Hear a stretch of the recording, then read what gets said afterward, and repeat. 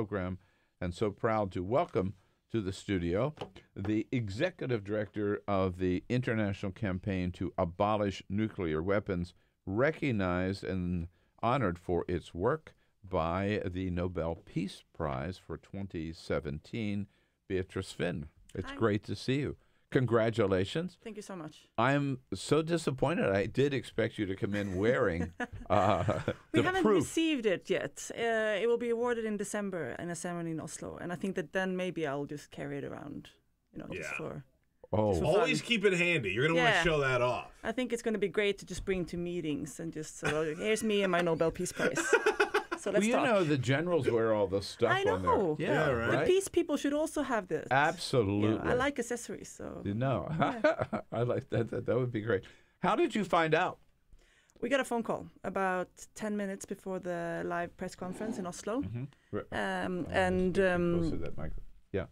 He spoke extremely slowly and I heard a very strong Norwegian accent. And we knew sort of that we'd been nominated. So we were a little bit prepared that it could happen, but it felt extremely unlikely.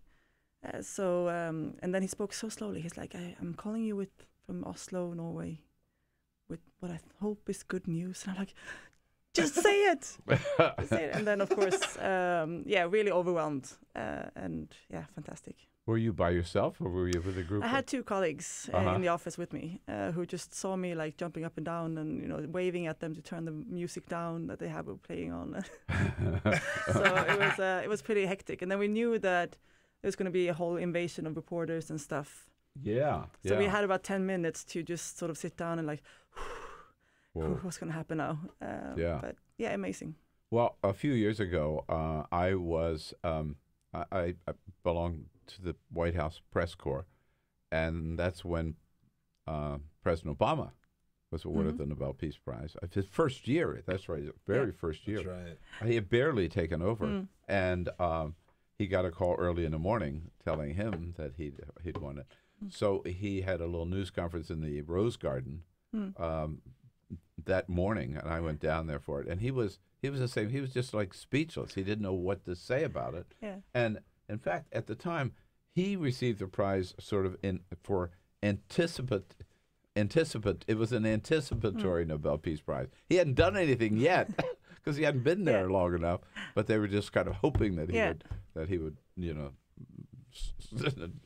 bring about world peace, I guess, or something. I think they have all these strategies with the Peace Prize, and I mean, I think he got it in much because of the Prague speech. Yes.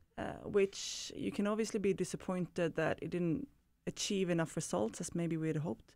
But it did open up space, I think, to work on this issue. And having the President of the United States, the state with one of the most biggest nuclear arsenals, make that strong commitment to a world without nuclear weapons. I think it kind of helped a lot of the organizations like our organizations to work on this issue and not look like a marginalized, radical fringe movement, but something that even the President of the United States supported. Right. We might not share exactly how or how fast we should move to this, but I think that speech was important, even if it was just aspirational. So my understanding is your organization and founded how long ago? 2007. 2007 only, right? 10 years. That's amazing. You have, and your goal is not to reduce the number of nuclear weapons, correct me if I'm wrong, but to ban them entirely, correct? Well, we think that, of course, we want to, it's to prohibit and eliminate. So we want to achieve the elimination. But we think that looking at other weapons, like biological weapons, chemical weapons, landmine cluster munitions, you have prohibited them first, and then you move to elimination. It's very hard to eliminate a weapon that we still think it's acceptable and legitimate and legal. So you have to kind of work with the normative push first, that we make a commitment that these weapons are unacceptable, they're illegal, and we should move towards their elimination, because that helps reduce the political value of these weapons. And what success have you had so far in getting nations to agree to that? Well, quite a lot. We have been involved in negotiations of this treaty, the Treaty on the Prohibition of Nuclear Weapons. It was adopted this summer in July at the United Nations with, I think, 122 countries participating. And then just a few weeks ago, it opened for signature. So now states are able to sign it. I mean, that's a sort of long process that takes a bit of time. But so far, 53 states have signed it. And we're working to get that number up consistently. We think we're going to get over 100 countries. From these 122 countries, we're expecting most of them to be able to sign it soon. And then, of course, working with all those states, including the United States, that hasn't signed it, to make them change their policies anyway. This is a tool, this treaty, not the ultimate goal.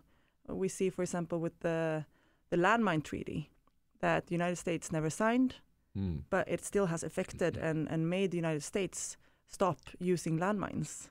So we see this as a tool to put pressure on the nuclear armed states. Of these 53 nations, are any of them members of the nuclear club? No. That's the real tough nut to crack, I Absolutely. guess, right? But I think that we can't sit around and wait for the nuclear armed states to suddenly decide. That's not how change happens. You have to force the issue, and you have to rally people around them to say, stop, we don't accept this anymore. Because for a long time, I think the whole world has kind of accepted and just, we're stuck with these nuclear weapons. We can't really do anything about it. But that's not true. We can do something about it. And this is trying to build a very strong movement internationally to make it harder for the nuclear armed states to keep investing money in their nuclear weapons, to keep upgrading them, for example, or make these threats that are going on right now between North Korea and the United States, to really put a lot of pressure that is unacceptable behavior in the international community. How do you go about convincing a country to sign? Do you meet with their foreign ministers? Do you do, public relations campaigns to get people to sign petitions for the government, or how does it work? We do pretty much everything. So ICANN is a coalition of organizations. So we're a campaign. We have 468 partner organizations that are NGOs working in about 100 countries. And we have everything from activists that chain themselves to fences of nuclear bases, for example, to almost professional lobbyists that work with parliaments and foreign ministries. And everything in between. So it's a lot about public awareness raising attention to this issue, but also making it very clear to politicians that, especially in democracies, make the decisions that you have a decision here. You can do this or you can do that, and to sort of put pressure on them. So I think it's a lot of different types of work, lots of emailing. Yeah. No, and crowdsourcing, I guess. Yeah, and absolutely. Yeah. We've used social media a lot to share information, talk to people all the time, trying to rally different constituencies, from environmental group to human rights groups, religious and faith-based communities, for example, to each provide their own perspective on this issue and use their influence to change the government. Right. Now, I'm old enough to remember a time. You alluded a little to this. What frightens, what I think may be one of your greatest obstacles is this idea, as you mentioned, that most people today believe that, they're there, we'll never use them, but we can't do anything about them. We're sort of stuck with them, right? This complacency, is that something you're fighting around? Certainly in this country, I believe that's true. Most people today, I don't believe, see the threat of nuclear weapons as one of the greatest. The president certainly doesn't. Greatest dangers facing this country. And at one time we did. During the Cold War, people, duck and cover, right? I mean, the whole campaign. What do? People were building nuclear shelters, and I think it's definitely been, since the end of the Cold War, people kind of forgot about nuclear weapons and thought that it wasn't a problem anymore. But I think we're seeing now a huge sort of increase in awareness, and people are scared. But I think it's very important that you can't make nuclear weapons into an issue that paralyzes you, because the consequences are so awful and so widespreading, both in sort of space, it can spread to other countries, but also in time, it can impact generations to come if they're used. But I think you have to also remember that we built these weapons. We can take them apart, and we can control them. I sometimes get the feeling that people talk about nuclear weapons almost like a natural disaster, that it's an act of God or something, that it would just happen. We can't do it. An asteroid can strike Earth and we all be doomed. But it's not. It's just a weapon.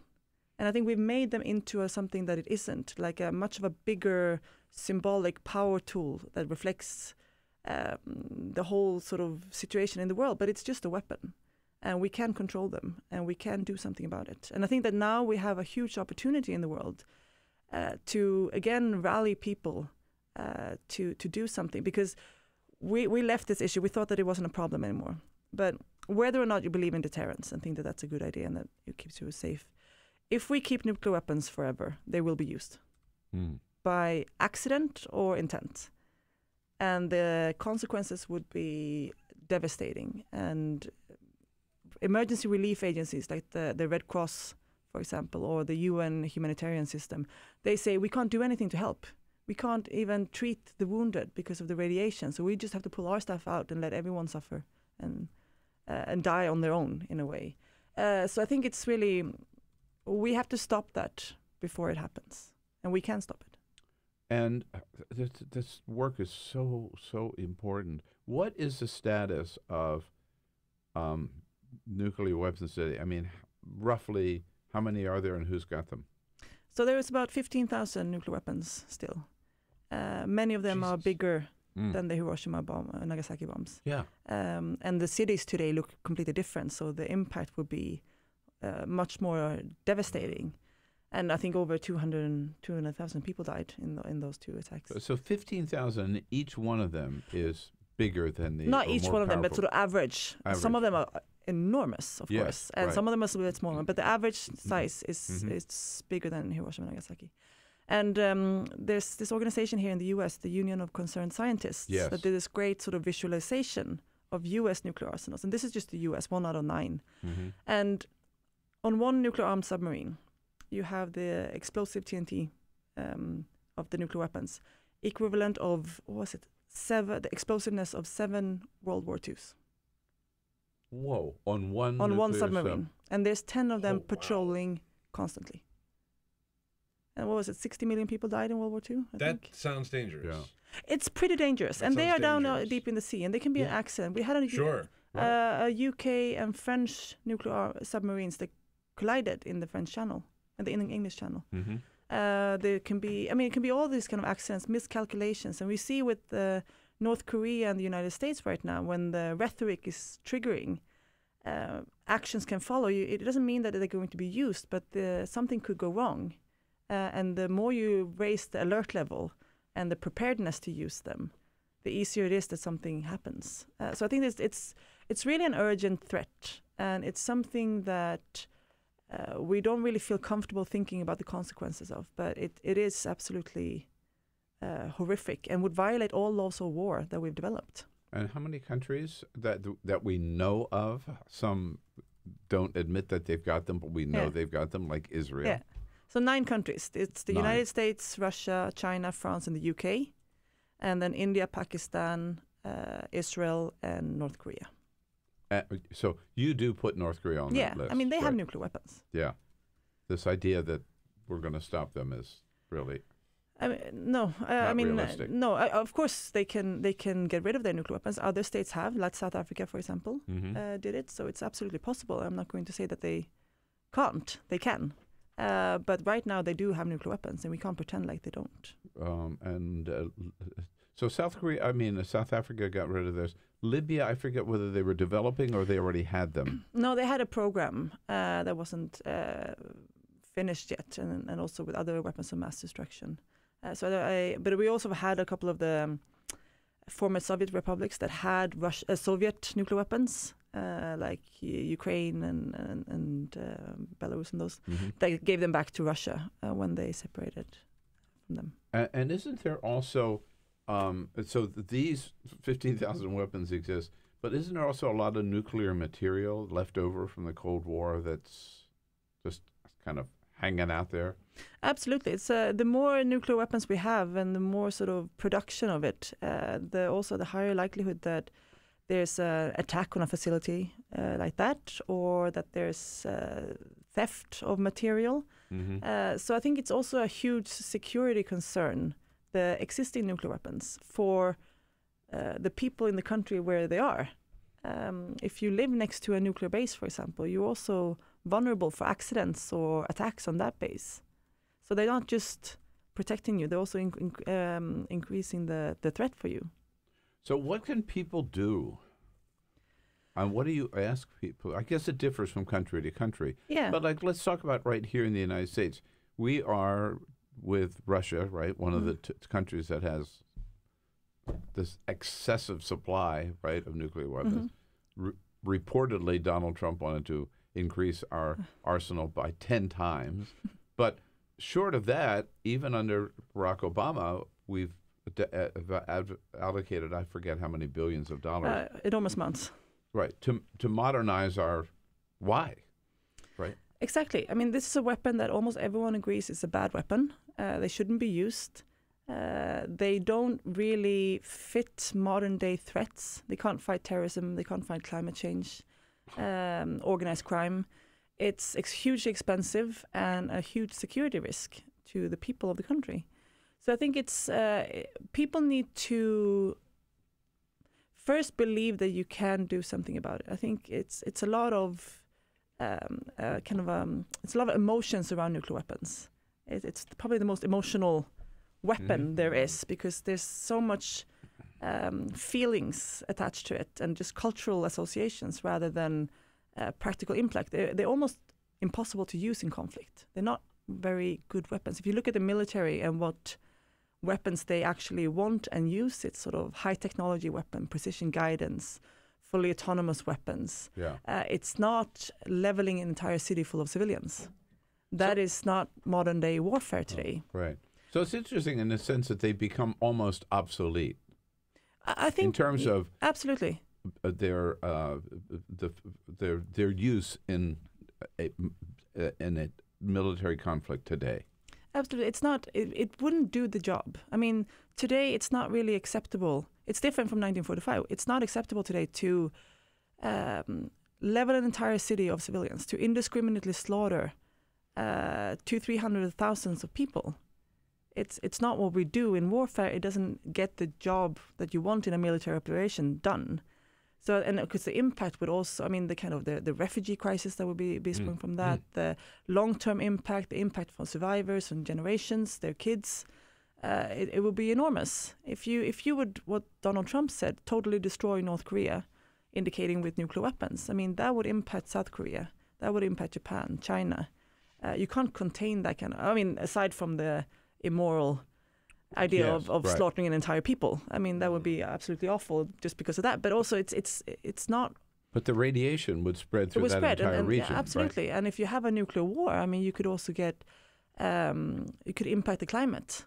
If you use I think there's research saying that if you use about 100 nuclear weapons in a regional conflict, for example, the dust from those explosions will cover the sun and cool temperatures of the earth, impacting, like reducing crops of rice and corn with 10% over the next decade, causing millions to starve. So I think it's these weapons are not for one country or one person to feel like we are entitled to have this power. It's a global issue, just like climate change, that we can't solve it alone. And it doesn't really, we need to address it now urgently. Your website is ICANW.org? Yes. ICANW.org. We should put a link up on the website, and we will. But I want to come back to, so people watching, people listening this morning who really do sense the urgency of this issue may feel it's so big and there's so many of them, there's nothing they can do.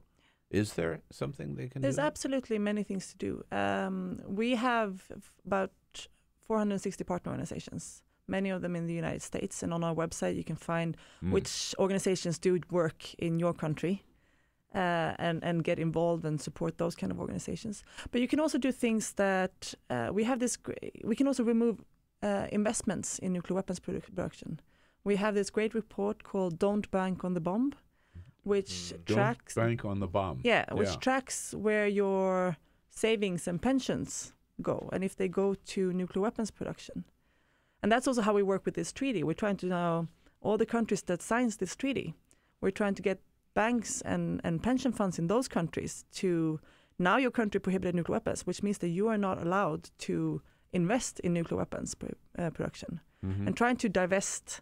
And we've seen that very effective in campaigns around cluster munitions and landmines, that it puts pressure on the weapons producers as well to stop. And then, of course, call your politicians, call your representatives. There's lots of initiatives here in the United States right now trying to restrict the president's ability to be the only one to be able to authorize the use of nuclear weapons, to, for example, have a no first use policy, that the United States wouldn't be the first country to use nuclear weapons, and to raise awareness about what would actually happen if a nuclear bomb goes off. I think there's plenty of things to do. Right. So it's ICANW.org. Does the United States not have a no first use policy? No. Oh, I thought we did. Boy, that's disturbing. Like, as you talk about this, the one thing that I think is important to remember, we've said this before, is like, I think that we all, as Americans, were sort of lulled into this false sense of security because we had Barack Obama, who's a level-headed guy, and we trusted Barack Obama. But like, there were things we were saying that were like, even though Barack Obama might be, someone that we like, it's not always going to be Barack Obama. Exactly. And so now we've got Donald Trump, who has he hasn't been president a year, and he's threatened nuclear war. So like, and it could get worse than that. Absolutely, and it can get worse in other countries. Sure. As well. And I think that's the case. We can't say that it's okay that some have these weapons. I mean, you have to make a decision. Are these weapons bad or not? Right. Are they good for security or bad for security? If they're good for security, well, then everyone should have them. Yeah. But that's not really a great idea either. I think most No, people don't think so. No. But, I mean, we usually say that there are no right hands for the wrong weapon. And I think that's really a key point. This is not about who is in power at this certain moment in certain countries. This is about we shouldn't have weapons that would violate the laws of war that we already agreed to, that would indiscriminately kill civilians, because we have said that we shouldn't be doing that. That's not the purpose of warfare. Beatrice Fihn, Executive Director of the International Campaign to Abolish Nuclear Weapons, ICANW.org. You're doing such great work. Thank you so much for what you're doing. Nothing more important. Well deserving of the Nobel Peace Prize. Thank you. Thank you very much. Thanks for coming in. Thank you. This is the Bill Press Show.